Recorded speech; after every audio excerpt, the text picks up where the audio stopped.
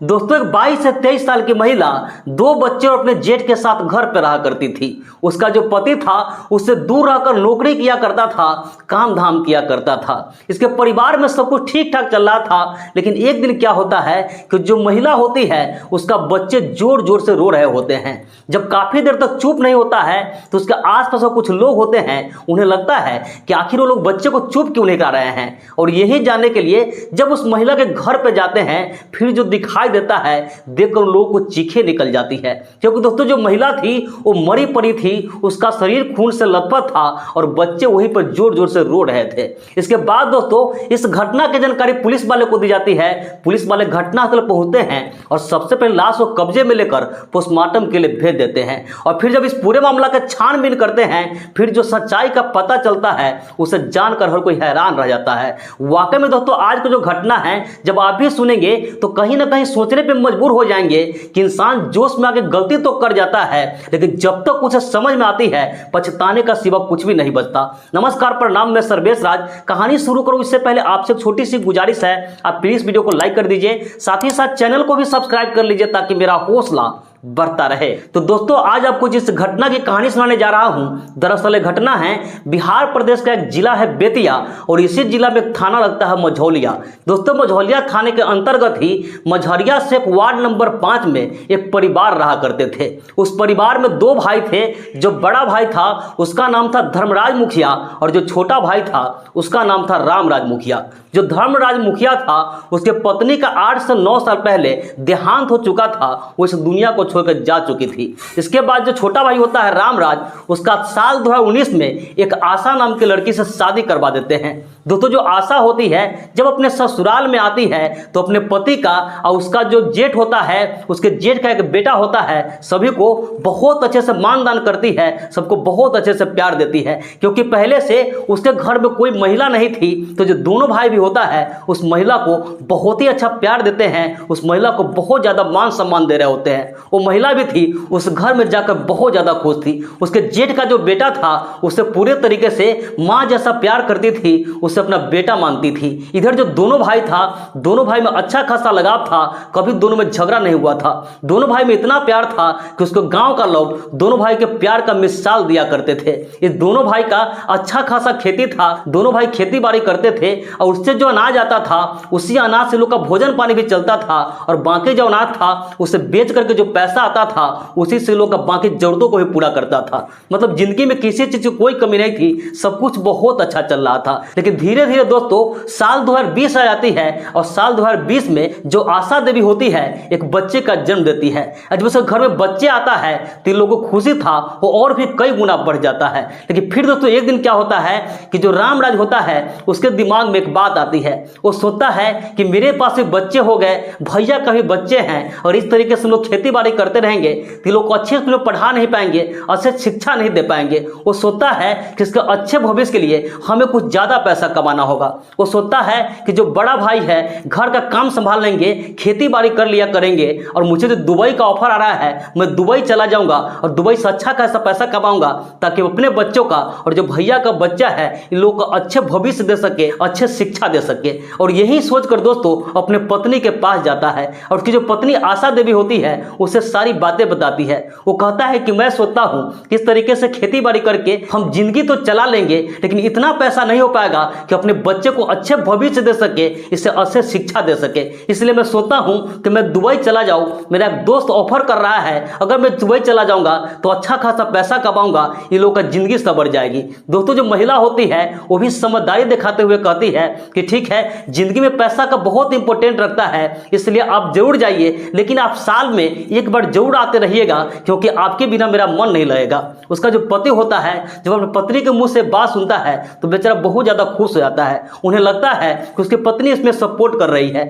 फिर अपने पत्नी को कहता है कि अगर मैं वहां चला जाऊंगा तो जो मेरा बच्चा है और मेरे भैया का भी बच्चा है उसका भी तुम अच्छे से ख्याल रखना, भैया का भी अच्छे से ख्याल रखना, कि उनका कोई पत्नी नहीं है तो उन्हें ऐसा नहीं लगना चाहिए कि तुम उसके भाई का पत्नी हो। ये जो महिला होती है अपने पति को आश्वासन देती है कि आप चिंता मत कीजिए, आप बिंदास होकर जाइए, मैं किसी को कोई कमी नहीं होने दूंगी, सबका ख्याल रखूंगी। फिर जो दोस्तों का पति होता है रामराज, वो जाने का तैयारी करता है और लगभग 1 महीने बाद ही वो दुबई चला जाता है। अब इधर इसके परिवार में सिर्फ 2 लोग बच जाते हैं, एक धर्मराज मुखिया और एक उसके छोटे भाई का जो पत्नी थी आशा देवी।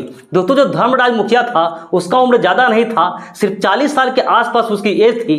तो उसका भी बहुत मन करता था कि जिंदगी में कोई महिला आए उसके साथ संबंध बनाए, अपनी शारीरिक जरूरतों को पूरा करे। लेकिन दोस्तों उसके जिंदगी में कोई महिला नहीं थी, उसकी पत्नी उसे छोड़कर जा चुकी थी।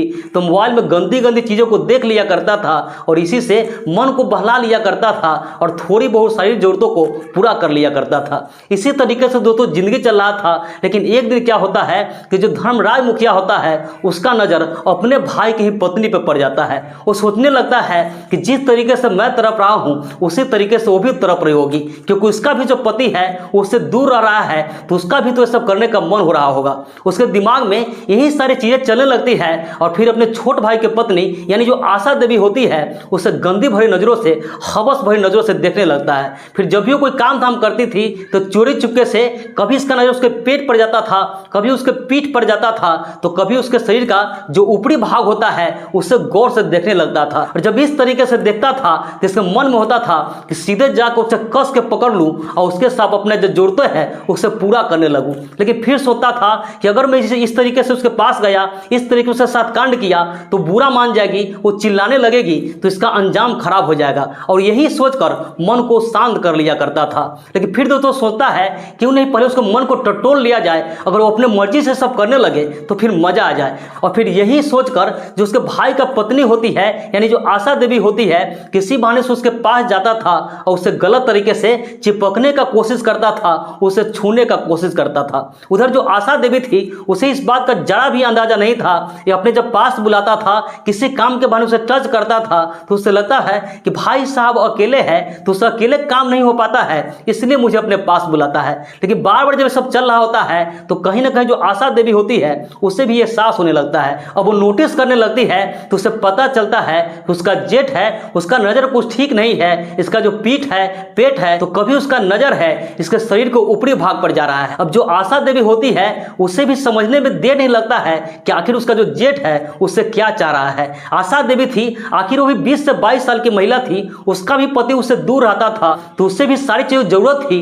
उसके अंदर भी आग थी, उसे भी प्यास थी और भी चाहती थी कि कहीं वो अपना आग बुझाए, अपनी प्यास बुझाए, अपनी तरफ को शांत करे। लेकिन उसके पास भी ऐसी कोई उपाय नहीं थी। और फिर दोस्तों क्या होता है कि एक दिन जो आशा देवी होती है दिन का खाना पीना बनाती है और खाना पीना बनाने के बाद दोपहर में उससे बहुत ज़्यादा गर्मी लग रहा था तो अपने कमरे में जाती है, अपने साड़ी को उतार देती है और सिर्फ पेटीकोट ब्लाउज में अपने बेड पर लेटी रहती है।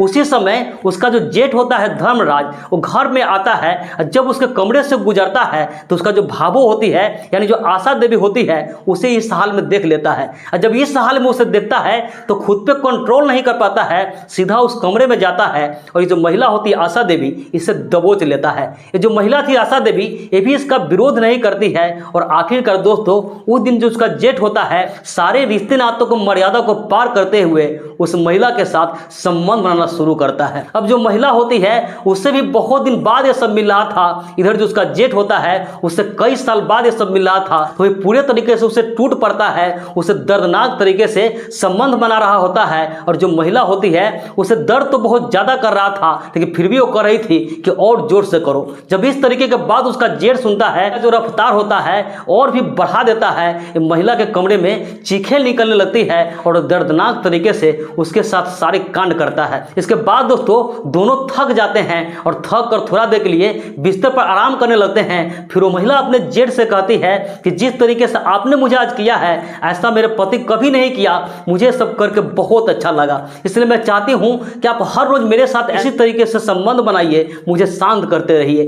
उसका जो जेठ होता है कहता है कि तुम चिंता मत करो, मेरे अंदर बहुत जोश है, मैं हर रोज तुम्हारे साथ ऐसे ही करूंगा, तुम्हें खुश कर दूंगा, मैं रोज तुम्हें इसी तरीके से शांत कर दूंगा, तुम्हारे आग को मिटाऊंगा, तुम्हारा भूख शांत कर दूंगा। फिर जो महिला होती है बहुत ज्यादा खुश हो जाती है, दोनों हंसने लगती है। फिर उसका जेठ कहता है कि फिलहाल जाओ तुम काम धाम कर लो और जब रात होता है फिर से हम लोग जोरदार तरीके से सब करेंगे।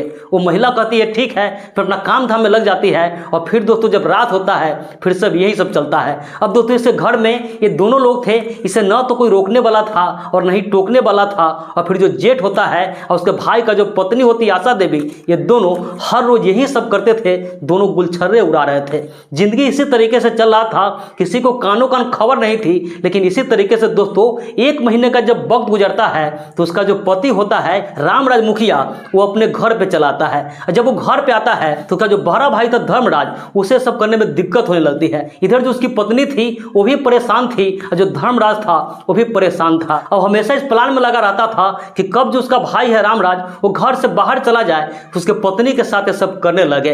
इधर किसी तरीके से जब उसे मौका मिलता था, उसका भाई चला आता था तो उसकी जो पत्नी होती आशा देवी, उसके साथ ये सब कर लिया करता था। लेकिन उस तरीके से नहीं कर पाता था जिस तरीके से जब उसका भाई दुबई था तब करता था। क्योंकि जब रामराज दुबई था तो जो धर्मराज होता है उसके पत्नी के साथ जब मन जब करता था, लेकिन अब उस तरीके से नहीं होता था, जब मौका मिलता था तब करता था। अब जो धर्मराज था वो भी बहुत ज़्यादा परेशान रहा करता था, और उसकी जो पत्नी थी आशा देवी वो भी बहुत परेशान रहा करती थी। इसी तरीके से दोस्तों लगभग 1 महीने का वक्त गुजरता है, और फिर दोस्तों जो रामराज होता है फिर से दुबई चला जाता है, और फिर से जो धर्मराज होता है उसी जोश में आ जाते हैं, और उसकी जो पत्नी होती है आशा देवी उसके साथ फिर से सब करना शुरू कर देते हैं। अब इसी तरीके से दोस्तों लगभग 1 से 2 साल का वक्त गुजरता है, और फिर एक दिन क्या होता है कि उसका जेठ होता है आशा देवी को दिन में ही ये सब करने के लिए कहता है। लेकिन जो आशा देवी होती है कहती है नहीं, अब बच्चे भी बड़े हो रहे हैं तो आप इस तरीके से मत कीजिए। लेकिन जो उसका जेठ था वो कहाँ मानने वाला था, आशा देवी को खींचकर एक कमरे में ले जाता है और उसके साथ ये सब करने लगता है। जब ये सब कर ही रहा होता है कि जो आशा देवी होता है उसका बच्चे सब करते हुए देख लेता है। वो बच्चा जब आवाज़ देने लगता है, आशा देवी को भनक लगता है कि उसका बच्चा गंदा काम करते हुए देख रहा है। तो जो आशा देवी होती है उसे बहुत खराब लगता है। वो सोचने लगती है कि उसका बच्चा के आगे जाके बहुत दिक्कत होगी, उस बच्चा पर इसका बहुत गलत प्रभाव पड़ेगा। और फिर यही सोचकर उसके दिमाग में अचानक से एक बात आता है कि मैं भले ही जोश में अपने जेठ के साथ ये सब कर रही थी, लेकिन उसका जेठ था वो तो पिता के समान होता है। वो सोचने लगती है कि मैं आज के बाद से अपने पति को या बच्चे को धोखा नहीं दूंगी, मैं इसके बाद कभी ऐसा नहीं करूंगी। अचानक उसके दिमाग में परिवर्तन आता है, फिर उसका जो जेठ होता है उसके साथ ये सब करना बंद कर देती है। अब उसका जो जेठ होता है उसको अपने भाई के पत्नी का यानी आशा देवी का लत लग चुका था। उसे जब तक ये सब नहीं करता था उसे नींद नहीं आती थी, उसे चैन नहीं आता था।